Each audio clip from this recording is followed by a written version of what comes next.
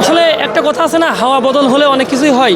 বিগত বছরগুলোতে আমরা সামান্য এইখানে আসা তো দূরে থাক, টিএসসিতেও আমাদের যেসব নেতাকর্মীরা ঠিকমতো কিন্তু মুভ করতে পারেনি।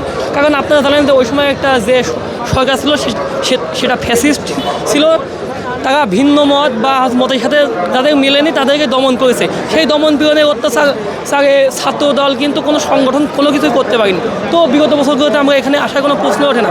কিন্তু এবার যখনই হাওয়া চেঞ্জ হয়েছে তখনই আমরা এখানে দেখছি যে মানে লোকারণ্য এখন আমাদের নেতাকর্মীরা ঠিকঠাক মতো মুভ করতে পারছে, তাদের যেসব ছাত্রভিত্তিক সংগঠন এগুলোকে চালু করতে পারছে, আবার হলে কমিটি প্রদান করতে পারছে।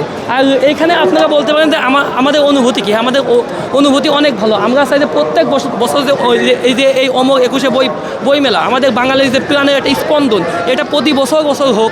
আমরা এইভাবে আসতে চাই এবং বই পড়ে আমরা আলোকিত মানুষ গড়তে চাই। কারণ জানেন যে দেশকে চালাতে হলে শুধুমাত্র পেশি শক্তি নয়, বুদ্ধিভিত্তিক চিন্তাও দরকার। এই জন্য আমরা বলবো যে বর্তমানে যে বইমেলা এমন চলছে এটা প্রতি বছর হোক, এবং বর্তমানে যে রাজনৈতিক সুশৃঙ্খল পরিবেশ এটা দেখে আমরা অত্যন্ত আনন্দিত।